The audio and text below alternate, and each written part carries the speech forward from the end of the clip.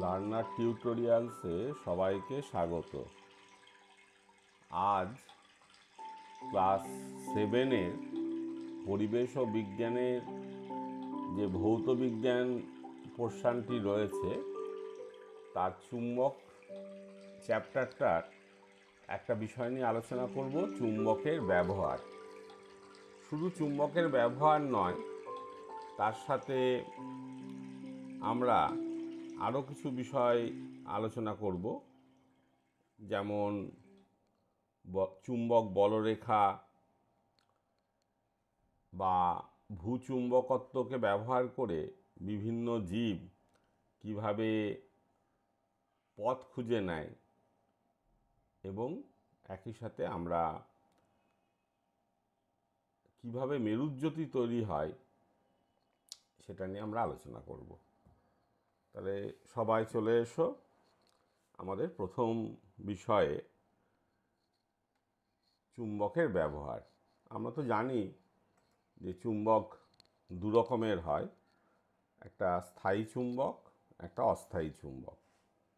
স্থায়ী চুম্বকগুলি তৈরি করা যায় ঘর্ষণের মাধ্যমে, অথবা ইস্পাত ব্যবহার করে তড়িৎ চুম্বক তৈরি করলে সেটাও স্থায়ী চুম্বক হয়।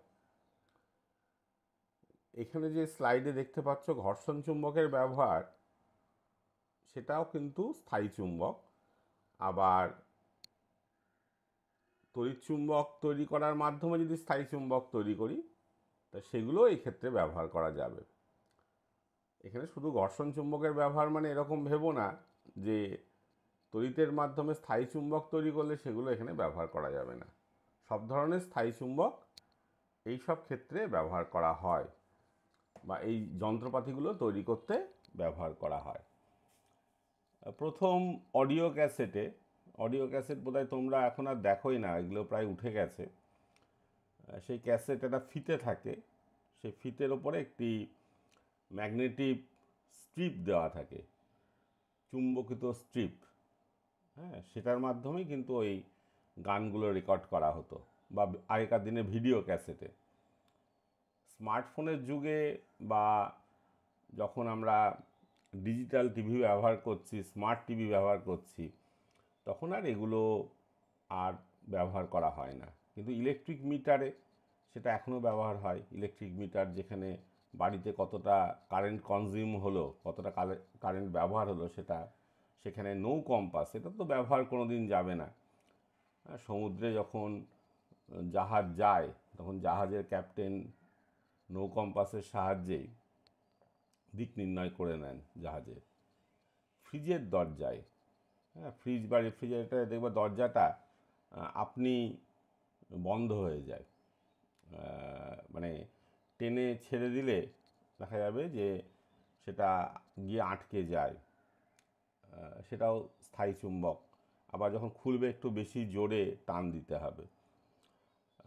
তারপরে এখন বাড়িতে অনেকে দেখবে আলমারির পাল্লায় বা জানলা দরজার পাল্লায় ম্যাগনেটিক ক্যাচার লাগায়।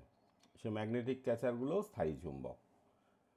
যে কোনো ধরনের লাউড স্পিকার, মানে মাইক, যেগুলো বিভিন্ন প্রোগ্রামে ব্যবহার করা হয়, রেডিও, টিভি, এর মধ্যে স্থায়ী চুম্বক থাকে, বা এগুলো তৈরি করতে স্থায়ী চুম্বক লাগবে। কম্পিউটারের হার্ড ডিস্ক, সাইকেলের ডায়নামো, এটা এখনও খুব ব্যবহার কমে গেছে। আগেকার দিনে সাইকেলের সাথে একটা ছোটো ডায়নামো লাগিয়ে দেওয়া হতো, যেটা সাইকেলের চাকার সাথে লাগিয়ে, মানে যখন ডায়নামোটা ব্যবহার করব, তখন সেটা একটা ক্লিপের সাহায্যে বা ক্লিপকে চাপ দিলে সেটা সাইকেলের চাকায় আটকে যেত, চাকার পাশটায়। এবং যখন সাইকেল চালাবে তখন সেখানে যে মাথাটা, ডায়নামোর মাথাটা ঘুরতে আরম্ভ করতো, এবং বিদ্যুৎ তৈরি হতো ডায়নামোতে। এবং সেই সাইকেলের সাথে বা ডায়নামোর সাথে লাগিয়ে রাখা লাইট, সামনের দিকে একটা হেডলাইট থাকতো, সেটা জ্বলতো। যত জোরে চালাবে তত জোরে আলো পাওয়া যাবে। হ্যাঁ, এটা মধ্যেও আমরা ম্যাগনেট ব্যবহার করি আর কি। তো এরকম প্রচুর জিনিস আছে যেখানে আমরা স্থায়ী চুম্বক ব্যবহার করি। বাচ্চাদের বিভিন্ন খেলনা, সেখানেও আমরা দেখব চুম্বক ব্যবহার করা হয়, স্থায়ী চুম্বক। হ্যাঁ, তাহলে এইগুলো ক্ষেত্রে আমরা যে কোনো স্থায়ী চুম্বক বা ঘর্ষণ চুম্বককে আমরা ব্যবহার করি। এরকম কতগুলো ছবি এবার দিয়েছি। হ্যাঁ, এগুলো তোমাদের দেখা ছবি। একটি নো কম্পাসের ছবি দেওয়া আছে, একটি অডিও ক্যাসেট, একটি কম্পিউটারের হার্ড ডিস্ক। আর একটা জিনিসে বলা হলো না, সেটা হচ্ছে যে এটিএম কার্ড বা ক্রেডিট কার্ড। আগেকার দিনে যে ক্রেডিট কার্ড বা এটিএম কার্ড ছিল, তার উপরে একটি চুম্বকিত স্ট্রিপ লাগানো থাকতো। ওই স্ট্রিপের সাহায্যেই দেখা যেত যে ওই এটিএম যখন আমি মেশিনে ঢোকাবো এটিএম কার্ডটি, তখন ওই এটিএম কার্ডটা কাজ করতো। কিন্তু আমি এখন এটা বললাম না এই জন্যে, যদিও তোমাদের বইয়ে আছে, এখন এই ধরনের ম্যাগনেটিক স্ট্রিপ দেওয়া এটিএম কার্ডটা উঠে গেছে। তার বদলে দেখা যাবে একটা ছোট্ট চিপ লাগানো এটিএম কার্ড চলে এসছে। এখন ওই চিপের মাধ্যমেই কানেকশানটা হয়। যাই হোক, আগেকার দিনে এটাও হতো। আর এখানে একটি কলিং বেল, এখন আবার এই ধরনের কলিং বেলও উঠে গেছে। এখন সব ব্যাটারি চালিত কলিং বেল, কিন্তু এখানে যে ছবিটা দেওয়া হয়েছে এটা একটা ইলেকট্রিক কলিং বেল। এটা দেখবা স্কুল কলেজে থাকে এবং এগুলো বিভিন্ন সাইজের হয়, বড় হলে প্রচুর আওয়াজ পাওয়া যায়। এবং এখানে দেখা যাচ্ছে একটা হ্যামার আছে আর সামনে একটা বেল আছে। হ্যামারটা একটু বড় করে দেখলে বুঝতে পারবে। তা এই হ্যামারটা যখন কারেন্ট এই যন্ত্রের মধ্যে আসে বা আমি যখন কলিং বেলটা টিপবো তখন কানেকশান হবে, কারেন্ট যাবে, বিদ্যুৎ যাবে, তখন এই হ্যামারটা বারবার ওই বেলটাকে আঘাত করতে আরম্ভ করবে এবং একটা তীব্র আওয়াজ তৈরি হবে। এই ক্ষেত্রে কিন্তু আমরা স্থায়ী চুম্বক ব্যবহার করব না, এই ক্ষেত্রে আমরা তড়িৎ চুম্বক ব্যবহার করব। ওই যখন কানেকশান দেব তখন একবার তড়িৎ চুম্বক তৈরি হবে, এমন একটা সিস্টেম করা আছে। এবং আমরা তো জানি যে আমাদের বাড়িতে এসি কারেন্ট, ফলে একবার সেটা তড়িৎ চুম্বক তৈরি হবে, একবার সেটা বন্ধ হবে, ফলে ওই হ্যামারটা বারবার ওঠানামা করে বেলকে আঘাত করবে। যদি আমরা ডিসি কারেন্ট দিই তাহলে এই বেল আবার বাঁচতে চাইবে না। আর এখন যেসব ব্যাটারি চালিত যে কলিং বেলগুলো তৈরি হয়েছে, এগুলো ডিসি, ব্যাটারি কারেন্ট তো ডিসি কারেন্ট, এবং সেক্ষেত্রে কিন্তু এরকম কোনো বেল বা হ্যামার নেই, হাতুড়ি নেই। হ্যাঁ, ওখানে সবই তোমার স্পিকার দিয়ে ওই কিছুটা আমরা গান যেমন বাজাই মোবাইলে, সেইভাবে ব্যবস্থাটা করা থাকে। তাহলে এইবার চলে এসো তোমার তড়িৎ চুম্বক কোথায় কোথায় ব্যবহার করা হয়। তড়িৎ চুম্বক কিন্তু অনেক বেশি জায়গায় ব্যবহার করা হয়, বিভিন্ন ডাক্তারির যন্ত্রপাতিতে। হ্যাঁ, একটা বাচ্চা ছেলে বা মেয়ের বা একটা কারখানায় কাজ করেন, কারো চোখে লোহার গুঁড়ো এসে পড়েছে, হ্যাঁ, তখন সেটাকে বের করতে হবে। হ্যাঁ, তাহলে সেটা কি করবে ডাক্তারবাবু? দেখা যাবে যে এক ধরনের যন্ত্র, যা চোখের ডাক্তারবাবু, সেখানে তড়িৎ চুম্বক ব্যবহার করা হয় এবং যখন যন্ত্রটা চোখের কাছে বা ভিতরে নিয়ে যাওয়া হয় তখন ওই তড়িৎ চালনা করে তড়িৎ চুম্বকটা তৈরি করা হয় এবং তখন ভিতরে লোহার গুঁড়োগুলো বেরিয়ে যায়। বা এমআরআই যন্ত্র, ম্যাগনেটিক রেজোনেন্স ইমেজ যেটাই তৈরি হয়, হ্যাঁ, সেই এমআরআই যন্ত্র, তা বোঝাই যাচ্ছে যে এর মধ্যে একটি ম্যাগনেটিক ফিল্ড কাজ করানো হয়। হ্যাঁ, তাহলে এই সব জায়গায় আমরা প্রচুর তড়িৎ চুম্বকের ব্যবহার করি। বৈদ্যুতিক মোটরে, মোটর তো সব জায়গায় এখন ব্যবহার হয়। বৈদ্যুতিক মোটর ফ্যানের মধ্যেও আছে, বা বাড়িতে জল তোলার বা মাঠে জল দেওয়ার মোটরের মধ্যেও আছে। মোটর বিভিন্ন যন্ত্রপাতিতে ব্যবহার হয়। এখন এই যে টোটোগুলো চলে, সেখানেও একটি মোটর ব্যবহার করা হচ্ছে ভিতরে, এবং এই বৈদ্যুতিক মোটরে যখন বিদ্যুৎ চালনা করবে তখনই কিন্তু তড়িৎ চুম্বক তৈরি হয়ে মোটরটা চালু হবে।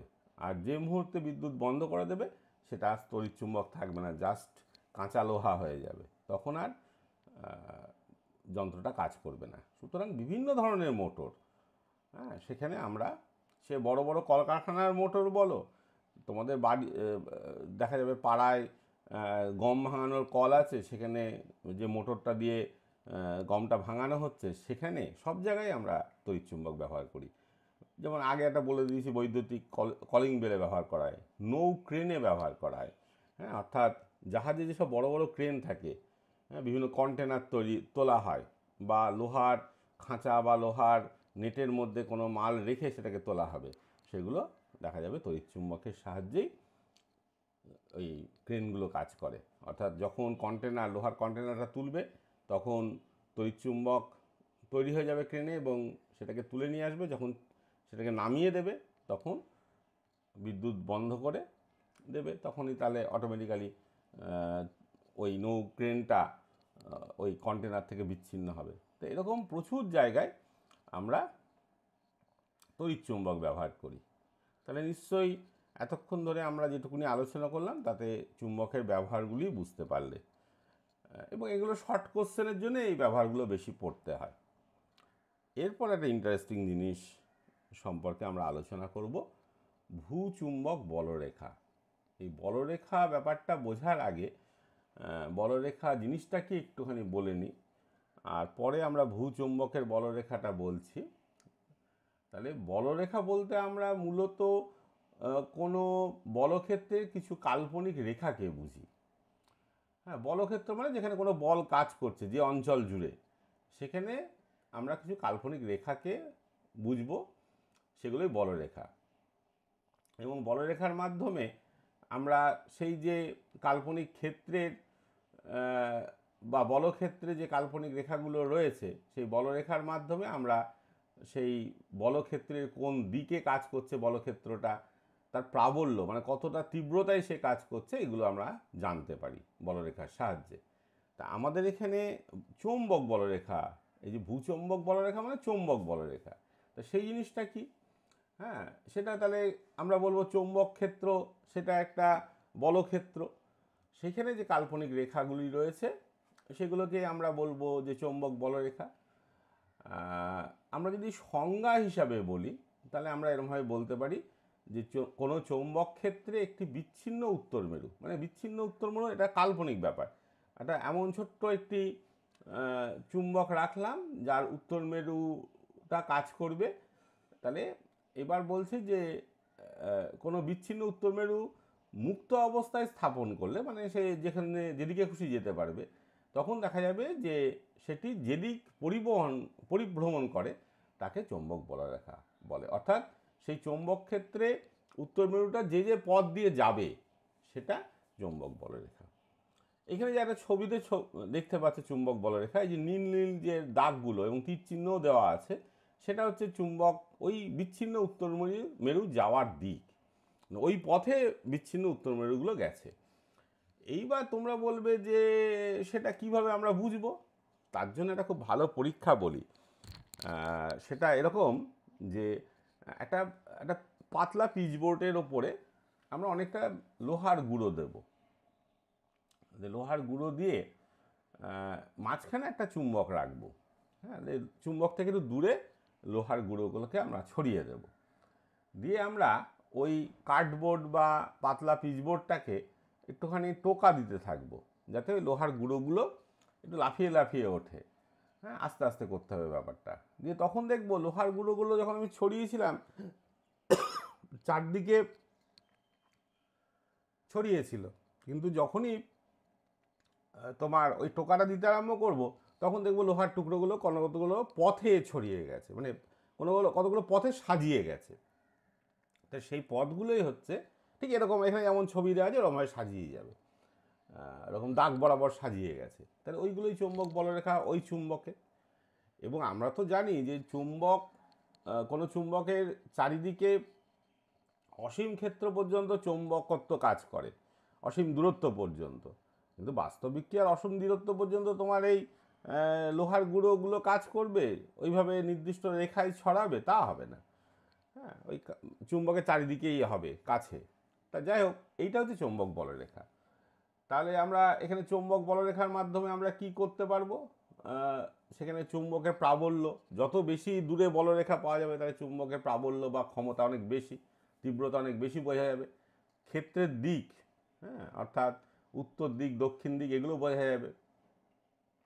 আর চুম্বক বলরেখাটা কিভাবে সাজাবে সেটাও একটু বলে দেওয়া ভালো। হ্যাঁ, চুম্বকের বাইরের দিকে এটা উত্তর মেরু থেকে দক্ষিণ মেরুর দিকে যাবে, আর চুম্বকের ভিতরে এরা দক্ষিণ থেকে উত্তর মেরুর দিকে যাবে। অর্থাৎ চুম্বক বলরেখাগুলো যখন আমরা আঁকবো বা চুম্বক বলরেখা যে অঞ্চল দিয়ে কাজ করবে সেটা চুম্বকের বাইরে উত্তর মেরু থেকে দক্ষিণ মেরুর দিকে কাজ করবে, আর চুম্বকের ভেতরে এরা দক্ষিণ থেকে উত্তর মেরুর দিকে কাজ করবে। এটা একটুখানি উঁচু ক্লাসের বিষয়, তাও তোমাদের একটুখানি যেহেতু তোমাদের সিলেবাসে আছে সেই কারণে একটু বুঝিয়ে দিলাম। কতটা বুঝতে পারলে সেটা তোমাদের একটু কাল্পনিক ব্যাপার, কারণ তোমাদের বইয়ে অতটা নেই।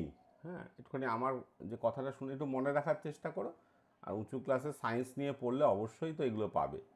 তা এইবার তোমাদের যে ভূচুম্বক বলরেখা, আমরা তো পৃথিবী তো একটা চুম্বক, আমরা আগেই পড়েছি। তাহলে এই পৃথিবীরও উত্তর মেরু থেকে দক্ষিণ মেরু দিকে কতগুলো বলরেখা কাজ করবে। আমরা যেটা বললাম যে চুম্বক বলরেখা চুম্বকের বাইরে উত্তর থেকে দক্ষিণ মেরুর দিকে যাবে, ঠিক সেরকম ভূচুম্বকের উত্তর মেরু থেকে ভূচুম্বকের দক্ষিণ মেরুর দিকেও এরকম বলরেখাগুলি রয়েছে, যেটা এখানে তোমার ছবিতে আমরা দেখিয়েছি। এবং এই বলরেখাগুলোকে কাজে লাগায় বিভিন্ন প্রাণী, হ্যাঁ, তাদের তাদের গতিপথ নিয়ন্ত্রণ করতে বা গতিপথ তাদের যাতায়াতের পথ খুঁজে নিতে।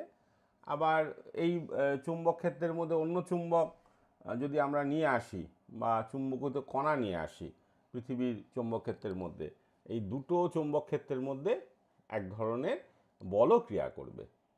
তাহলে এইটা হচ্ছে ভূচুম্বক বলরেখা, যেটা একেবারে চুম্বক বলরেখা আমি যেটা বোঝালাম ঠিক সে একই জিনিস। এরপরে আমরা কতগুলি বিষয়ে চলে আসব, যেগুলি কিছুটা হচ্ছে প্র্যাকটিক্যাল কাজে লাগানোর বিষয়, বা কিছু ভৌগোলিক বিষয় এবং কিছু প্রাণীর বিষয়, যেগুলো তারা এই চুম্বক ক্ষেত্রকে কাজে লাগিয়ে করছে। তা প্রথমে আমরা চলে আসব মেরুজ্যোতি। মেরুজ্যোতি ব্যাপারটা কি, দেখা যাচ্ছে যে যখন আমরা তো জানি পৃথিবীর উত্তর মেরু এবং দক্ষিণ মেরুতে 6 মাস দিন থাকে, 6 মাস রাত থাকে। হ্যাঁ, যখন উত্তর গোলার্ধের উত্তর মেরুর কাছে রাত চলছে, তখন দক্ষিণ মেরুতে দিন চলে। তখন ওই প্রায় 24 ঘন্টায় রাত, কিন্তু দেখা যাবে 24 ঘন্টায় রাত হলেও তখন ওই আকাশে বিভিন্ন ধরনের আলো দেখতে পাওয়া যায়, সেটাই মেরুজ্যোতি। আবার যখন দক্ষিণ মেরুতে বা দক্ষিণ গোলার্ধে যখন শীতকাল চলবে, তখন দেখা যাবে যে সেখানে এরকম মেরুজ্যোতি তৈরি হচ্ছে। তখন কিন্তু উত্তর মেরুতে সারা দিনটাই প্রায় দিন থাকে। এক অদ্ভুত আবহাওয়া বা অদ্ভুত প্রকৃতির খেয়াল বলতে পারো। তা এই মেরুজ্যোতি কীভাবে তৈরি হচ্ছে সেটা আমরা একটুখানি খুব সহজভাবে বোঝাই। এটাও একটুখানি বুঝতে গেলে আমরা ভূগোলের জ্ঞানটাকেও কাজে লাগাবো বা সৌরবিজ্ঞানের ব্যাপারটাও কাজে লাগাবো। তাহলে সেখানে বলি যে এই মেরুজ্যোতি তৈরি হয় কি করে। আমরা বলছি যে সূর্য থেকে প্রচুর ইলেকট্রন প্রোটন দিয়ে তৈরি একটি সৌরঝড় সবসময় পৃথিবীর দিকে ধেয়ে আসে। এবার এই ঝড় যেটা আসছে, তীব্র শক্তি নিয়ে পৃথিবীর দিকে আসতে চাইছে, তখন আমাদের যখন বায়ুমণ্ডলে এই সৌরঝড় প্রবেশ করছে, তা বায়ুমণ্ডলে তো অনেক স্তর আছে, যেমন স্ট্র্যাটোস্ফিয়ার, ট্রোপোস্ফিয়ার ইত্যাদি। ঠিক সেরকম ম্যাগনেটোস্ফিয়ার বলে বায়ুমণ্ডলের বাইরের দিকে, একেবারে বাইরের দিকে একটি স্তর আছে। তাহলে এবার ম্যাগনেটোস্ফিয়ার মানে কি, এখানে চুম্বক ক্ষেত্র কাজ করছে। তাহলে ওই যে প্রোটন, ইলেকট্রন প্রভৃতি দিয়ে তৈরি সৌরঝড়, তারা এই ম্যাগনেটোস্ফিয়ারে বাধা পেতে আরম্ভ করবে, এবং তখন দেখা যাবে সৌরঝড়ের সব শক্তি ফুরিয়ে যাচ্ছে। হ্যাঁ, এবং ওইখানে একটি আয়নাইজেশন মানে আয়ন তৈরি হওয়ার ব্যাপারটা আসবে। বা আমরা এক কথায় বলতে পারি যে পৃথিবীর চৌম্বক ক্ষেত্র আর বায়ুমণ্ডল, হ্যাঁ, ওই সৌরঝড়ের বিরুদ্ধে একটা প্রতিক্রিয়া তৈরি করতে আরম্ভ করে। তখন দেখা যাচ্ছে যে এই সৌরঝড়ের মধ্যে যে আধানযুক্ত যে কণাগুলি রয়েছে, চার্জযুক্ত যে কণাগুলো রয়েছে, তাহলে তখন আমাদের বায়ুমণ্ডলে বিভিন্ন কণাকে আঘাত করতে আরম্ভ করে। এই যে আমি বললাম যে ম্যাগনেটোস্ফিয়ারে পৌঁছালে সৌরঝড়ের চার্জযুক্ত কণাগুলো বাধা পেতে আরম্ভ করে। বাধা পেলে কী হবে, তখন বায়ুমণ্ডলের বিভিন্ন অণুপরমাণুকে আঘাত করে এবং দেখা যাবে যে ওই অণুপরমাণুগুলো তখন আয়নিত হয়ে আন্দোলিত হতে আরম্ভ করে এবং লাফালাফি করতে আরম্ভ করে এবং তখন সে শক্তি বিকিরণ করে। হ্যাঁ, যেমন তোমরা দেখেছো যে একটা লোহার টুকরোকে আমি যদি আগুনের মধ্যে অনেকক্ষণ রাখি, তখন সেটা গরম হয়ে যায়, যে লাল হয়ে যায়, আলো বিকিরণ করছে। তাহলে এখন আলো বিকিরণ করছে কেন? সে ওই আগুনের থেকে তাপ নিয়ে প্রথমে তার কণাগুলো বা অণুগুলো তার গতিশক্তি বেড়েছে, লাফালাফি করতে আরম্ভ করেছে ওই লোহার টুকরোর মধ্যে। যে লাফালাফিটা যখন বেড়েছে, তখন সেই শক্তি, যে শক্তিও তাপ থেকে পাচ্ছে, সেটা আলোর আকারে বিকিরণ করছে। ঠিক এই ব্যাপারটাও এখানে হয়, যে যখন সৌরঝড়ের থেকে চার্জ হওয়া যে কণাগুলো যখন বায়ুমণ্ডলের কণাগুলোকে আঘাত করতে আরম্ভ করে, তখন বায়ুমণ্ডলের অণুপরমাণুগুলো আন্দোলিত হয় এবং তারা যখন শক্তি বিকিরণ করতে আরম্ভ করে, তখন উজ্জ্বল হয়ে তারা বিভিন্ন আলো তৈরি করতে আরম্ভ করে। ঠিক সেটাকেই আমরা মেরুজ্যোতি বলবো।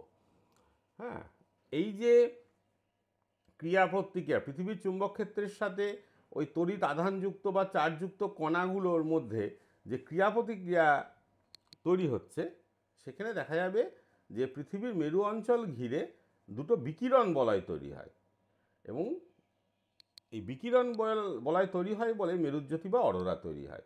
এবং এই বিকিরণ বলয়ের একটা নাম আছে, ভ্যান অ্যালেন বিকিরণ বলয়। হ্যাঁ, এটা কিন্তু বিজ্ঞানীর নাম অনুসারে হয়েছে, এই ভ্যান অ্যালেন আবিষ্কার করেছিলেন। তাহলে ভ্যান অ্যালেন বিকিরণ বলয় যখনই তৈরি হবে, তখনই আমরা দেখব যে একটি খুব সুন্দর মেরুজ্যোতি তৈরি হয়েছে এবং বিভিন্ন ধরনের কালার। এখানে যেমন সবুজ, নীল, লাল ইত্যাদি দেখা যাচ্ছে, তাছাড়া অসাধারণ অসাধারণ কালার তৈরি হয় এই মেরুজ্যোতি তৈরি হতে। আর একটা জিনিস অনেকেই প্রশ্ন করে, আচ্ছা এই প্রসঙ্গে এটা বলার আগে তাহলে একটা সৌরঝড়ের সংজ্ঞা বলে দিই। তাহলে আমরা কীরকম এতক্ষণ ধরে আলোচনা করে যেটা বুঝতে পারলাম, সেটা একটু একটু খুব সংক্ষেপে একটু বলি। যে বলছি যে সৌরঝড়ে চার্জযুক্ত কণা বা প্লাজমা কণা, প্লাজমা জিনিসটা কি, যখন কোনো জিনিস প্রচণ্ড উত্তপ্ত হয় 10,000 ডিগ্রি 12,000 ডিগ্রি সেন্টিগ্রেড, তখন দেখা যাবে যে সেখানে আর কোনো কিছু আর তরল বা গ্যাসীয় নেই, সব আধান বা চার্জযুক্ত কণায় পরিণত হয়। সেই অবস্থাটাকে আমরা প্লাজমা কণা বলি, প্লাজমা অবস্থা বলি। সূর্যের মধ্যেই প্লাজমা অবস্থা থাকে। তাহলে সেই জন্য বলছে যে সৌরঝড়ের থেকে বেরিয়ে আসা বা সৌরঝড়ের মধ্যে থাকা যে চার্জযুক্ত কণা বা প্লাজমা অবস্থাটা মহাকাশে ছড়িয়ে পড়ছে এবং পৃথিবীতে এইসব কণা পৌঁছালে পৃথিবীর চৌম্বকক্ষেত্র এবং বায়ুমণ্ডলের সাথে এদের ক্রিয়া প্রতিক্রিয়া ঘটছে। তখন সূর্যের চার্জিত কণাগুলো আমাদের পৃথিবীর বায়ুমণ্ডলের অণুপরমাণুকে আঘাত করে এবং এই আঘাতে দেখা যাচ্ছে বায়ুমণ্ডলের অণুপরমাণুগুলো আন্দোলিত হয় এবং একটি বিকিরণ বলয় তৈরি করে, উজ্জ্বল আলো তৈরি করতে আরম্ভ করে, অর্থাৎ ভ্যান অ্যালেন বিকিরণ বলয় তৈরি করে, সেটাই মেরুজ্যোতি। এবার একটা প্রশ্ন সবাই করে যে তাহলে আমরা সব জায়গা থেকে, পৃথিবীর সব জায়গা থেকে কেন আমরা মেরুজ্যোতি দেখতে পাবো না, বা এই যে প্লাজমা কণাগুলো সেগুলো সবসময় কেন মেরু অঞ্চলের দিকে যায়? হ্যাঁ, তার কারণ মেরু অঞ্চলগুলোতেই তো সবথেকে বেশি ভূচুম্বকত্ব কাজ করে বা ভূচুম্বকত্বের প্রাবল্য মেরু অঞ্চলেই সবথেকে বেশি। ফলে এই সৌরজনের যে শক্তিসম্পন্ন প্লাজমা কণা বা চার্জযুক্ত কণাগুলো সবসময় মেরু অঞ্চলের দিকে চলে যায়।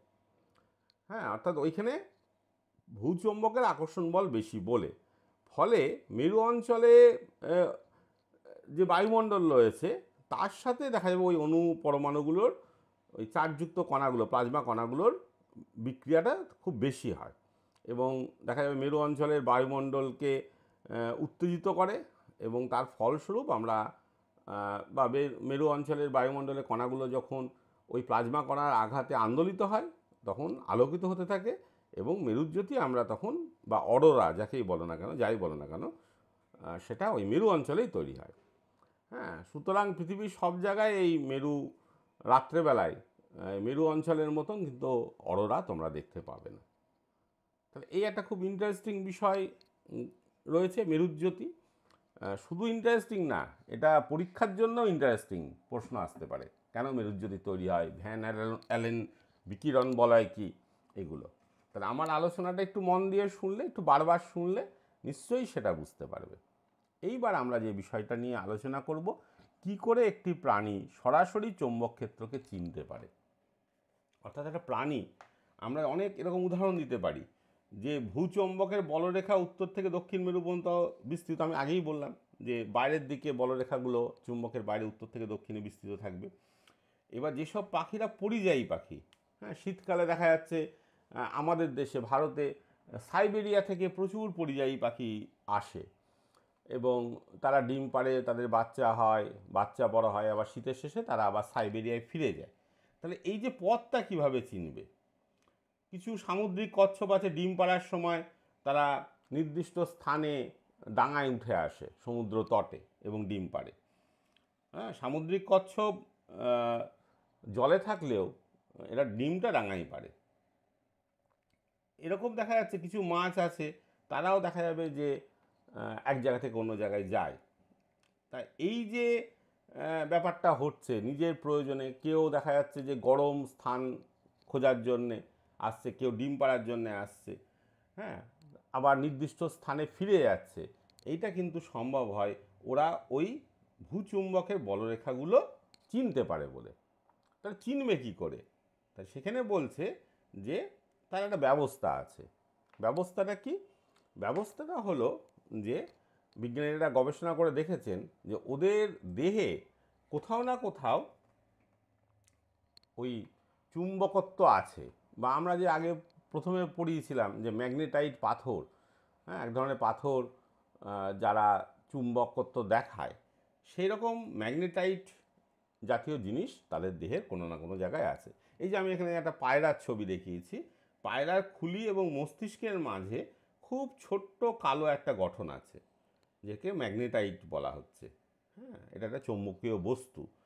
তার এইবার এই চৌম্বকীয় বস্তু থাকায় কি হচ্ছে, পায়রা খুব সহজেই এই চৌম্বকীয় বস্তুর চারিদিকে একটি চৌম্বক ক্ষেত্র আছে, আবার পৃথিবীর চৌম্বক ক্ষেত্র এবং চৌম্বক বলরেখা আছে। এই দুটোর মধ্যে যে ক্রিয়া প্রতিক্রিয়া, সেটার সাহায্যে কিন্তু পায়রা ওই চুম্বক ক্ষেত্র বা চুম্বক বলরেখাগুলো চিনতে পারে।